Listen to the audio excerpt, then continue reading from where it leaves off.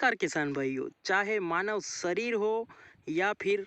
मिट्टी हो, उन सब की सेहत का अगर हमें पूरी तरह से ध्यान रखना है तो हमें इनकी कार्य प्रणाली को बेहतर बनाना पड़ेगा। जिस प्रकार से हमारे शरीर पर हम जो प्रतिकूल कार्य करते हैं शरीर के साथ, उस पर शरीर पर सीधा प्रभाव पड़ता है, उसी तरह से हमारी जो मिट्टी होती है उस पर भी हम जो कार्य प्रणाली अपनाते हैं उसका सीधा असर पड़ता है। अगर हम जो खेती करते हैं उसमें अच्छा मैनेजमेंट करेंगे और अच्छे सिस्टमेटिक तरीके से अगर हम इसके साथ कार्य प्रणाली अपनाएंगे तो इसका भी इसके स्वास्थ्य पर सीधा असर पड़ेगा। तो आइए दोस्तों, अब हम आगे शुरू करते हैं। तो मैं हूं दोस्तों आपका दोस्त नरेंद्र पोरवाल, आपके अपने यूट्यूब चैनल देश की शान हमारे किसान में आपका बहुत बहुत स्वागत करता हूं। दोस्तों, आपसे एक विनती है कि यदि आप हमारे चैनल पर नए हो और ज़्यादा से ज़्यादा जानकारी खेती से संबंधित समय समय पर प्राप्त करना चाहते हो तो चैनल को सब्सक्राइब करके बेल आइकन जरूर प्रेस कर दें, जिससे कि आप तक हमारी हर एक जानकारी नोटिफिकेशन के द्वारा जल्दी से जल्दी पहुँच जाएगी दोस्तों। और वीडियो अच्छा लगे तो लाइक ज़रूर करें और ज़्यादा से ज़्यादा किसान भाइयों तक शेयर जरूर करें दोस्तों। तो हमें बात करें दोस्तों, हमें अभी क्या करना है जिससे कि हमारी जो भूमि का स्वास्थ्य है, जो मिट्टी का स्वास्थ्य है वो बना रहे और उसमें फफूंदजनित रोग और जो अंदर नीचे कीड़े लगते हैं वो नहीं लगेंगे। बारिश के समय में जो अब हम अगली फसल लेंगे उसमें हमारी जो फसल होगी वो स्वस्थ कैसे चलेगी, उसके लिए हमें अभी क्या कार्य कर सकते हैं जिससे कि हमें आगे अच्छा बेनिफिट मिले दोस्तों। तो उसके लिए हमें सर्वप्रथम जो हमारे खेत की जुताई होती है वो हमें अच्छे से करना है और समय समय पर करना है दोस्तों। जिन किसान भाइयों ने अभी जो फसल ले ली है उन्होंने कम से कम एक बार तो हकाई खेत की जो जुताई होती है वो लगभग कर ही दी होगी। तो अब हमें अच्छी धूप उसमें और लगे, इसलिए हमें उसकी पलटी जरूर करना है, जिससे कि उनमें धूप लगेगी और धूप के कारण जो भी बैक्टीरिया इसमें पाए जाते हैं जो नुकसान करते हैं फसल को, या जो भी फंगस होती है वो अच्छे से कंट्रोल करने के लिए हमें इसकी अभी दोबारा से फिर से पलटी करनी होती हैं दोस्तों। और जिन किसान भाइयों ने पलाव किया था उनको अभी कुछ भी करने की ज़रूरत नहीं है दोस्तों, वो अभी ऐसा ही रहने दे। जब ठंडी हवा चलेगी उस समय उनको उसकी जो बड़े बोल्डर होते हैं उनको तोड़ के खेत तैयार करते समय भी कर सकते हैं दोस्तों। पर जिन किसान भाइयों ने जो मध्यम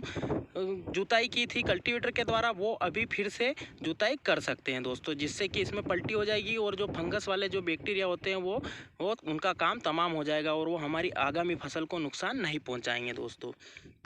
ये तो बात हो गई दोस्तों खेत की जो जुताई की। अब आपको जुताई कौन से यंत्र से करनी है इसके बारे में अगर मैं आपको सुझाव दूं तो यदि आप एक ही बार में जो होता है जो गर्मी का पूरा काम करना चाहते हो कि फिर हमें 1 महीने या 1.5 महीने तक खेत को पूरा डबल नहीं हकाई करनी, एक ही बार में करनी है, तो आप प्लाव के द्वारा उसकी जो होती है वो जुताई कर दोगे तो आपको अभी उसको छेड़ने की आवश्यकता नहीं होगी। और यदि आपने कल्टीवेटर से अगर मध्यम जो हकाई होती है जो आप देख रहे हो ये अगर की है तो उसमें आप अभी दोबारा से फिर से कल्टीवेटर के द्वारा जिस दिशा में आपने पहले जुताई की थी उसके विपरीत दिशा में आपको अभी फिर से कल्टीवेटर से जुताई कर देना है, जिससे कि जो पूरा खेत होगा जो मिट्टी होगी वो पूरी तरह से खुल जाएगी और उसमें पूरी ऑक्सीजन का प्रवाह अभी होगा और उसमें गर्मी की जो मात्रा तपन होगी वो भी लगेगी, जो कि मिट्टी को उपजाऊ बनाने में काफ़ी ज़्यादा आवश्यक होती हैं दोस्तों। और जो फंगस होते हैं वो भी उसमें ख़त्म हो जाते हैं दोस्तों। तो वो आपको कर लेना है। अब आपको कौन से खेत में प्लाव करना है और कौन से खेत में कल्टीवेटर करना है उसकी अगर जानकारी मैं दूं तो जिस खेत में आपने पिछले वर्ष गर्मी में जो गोबर की खाद देसी खाद होती है वो अगर डाली है, या फिर इस रबी वर्ष की फसल में जिस खेत में आपने लहसुन की या प्याज की जिसमें कि अपन ज़्यादा उर्वरक डालते हैं, ज़्यादा मात्रा में उर्वरकों का प्रयोग करते हैं, वो अगर फसल आपने ली है तो उस खेत को आप मध्यम जुताई कर सकते हो दोस्तों। उसमें आपको ज़्यादा गहराई तक प्लाव से ये जुताई नहीं करनी है,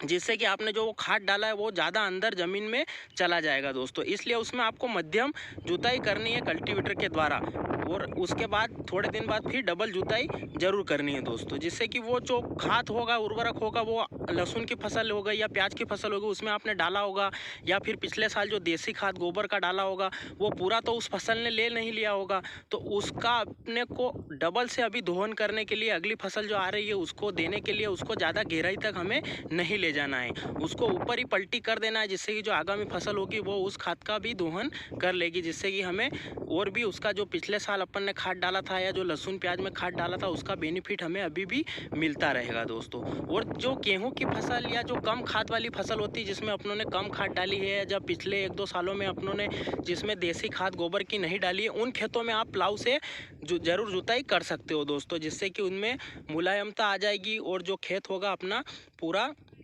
पोचा पड़ जाएगा दोस्तों, जिसमें हार्डनेस खत्म हो जाएगी। तो उसके लिए आप प्लाऊ कर सकते हो दोस्तों। तो ये है सुझाव कि कौन सी फसल में आपको प्लाऊ करना है, कौन सी फसल में आपको कल्टीवेटर करना है। आपके भी कोई सुझाव हो दोस्तों तो आप कमेंट में ज़रूर बता सकते हो, जिससे कि हमें भी और हमारे साथी जो किसान भाई है उनको भी जागरूकता मिल सके और उनको भी सुझाव प्राप्त हो सके कि हमें क्या करना है दोस्तों। क्योंकि किसान भाई, हर कोई किसान भाई स्पेशल है, हर कोई किसान भाई का नॉलेज जो होता है वो हर किसी के लिए काम आ सकता है, इसलिए आप कमेंट जरूर करें दोस्तों। उसके बाद हम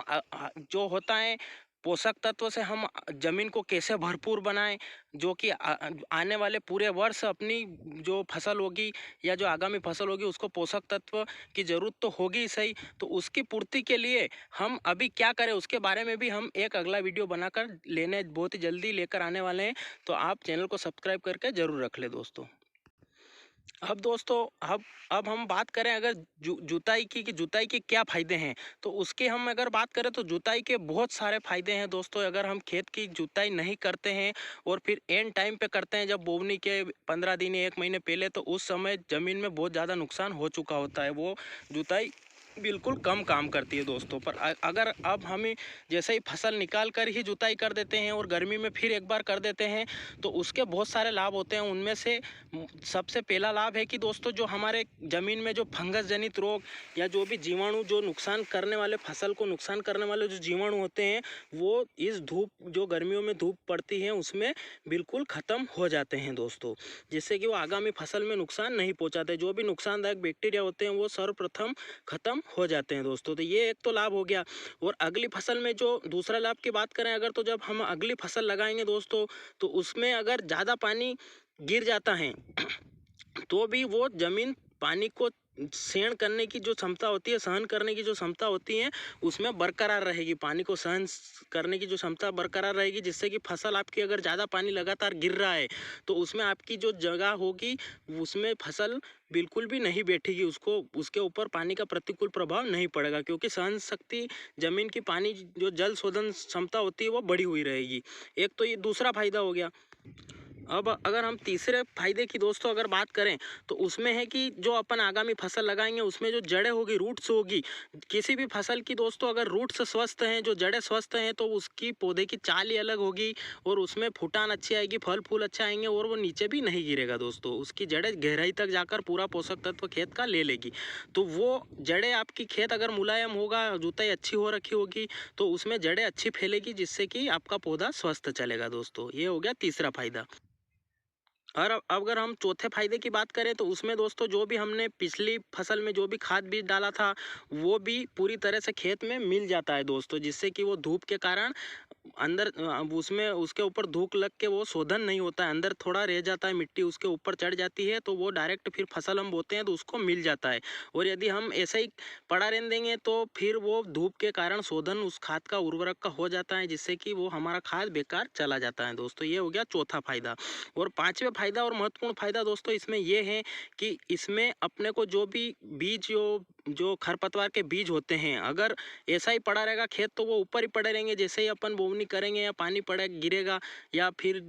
जब बारिश होगी तो वो अंकुरित होकर फसल से पहले उग जाएंगे, जिससे कि वो फसल को अपनी दबा देंगे। और यदि हम जुताई कर लेते हैं तो वो फिर थोड़े गहराई में चले जाएंगे और कुछ तो अंदर ही सड़ जाएंगे और कुछ उगेंगे भी सही, तो वो अपनी जो फसल होगी वो उगने के बाद उगेंगे, जिससे कि हमें कोई भी किसी भी तरह से उनको फिर ख़त्म करने में आसानी होती है। और कुछ तो फसल में ही दब जाते हैं, फसल की इतनी चाल अच्छी रहती है तो वो उसमें ही दब जाते हैं दोस्तों। तो वो गहराई में चले जाएंगे तो उनका अंकुरण कुछ तो कम होगा और होगा भी तो थोड़ा लेट होगा। तो ये भी दोस्तों एक फ़ायदा है अच्छी जुताई करने का। तो दोस्तों आपने कितनी बार जुताई की है ये कमेंट जरूर करें दोस्तों। और इसके अलावा मैंने बताया, इसके अलावा भी आपको इसमें कोई लाभ लगता है तो आप वो भी कमेंट करके ज़रूर बताएं दोस्तों। और वीडियो को लाइक ज़रूर करो, ज़्यादा से ज़्यादा किसान भाइयों तक शेयर करें दोस्तों। अब दोस्तों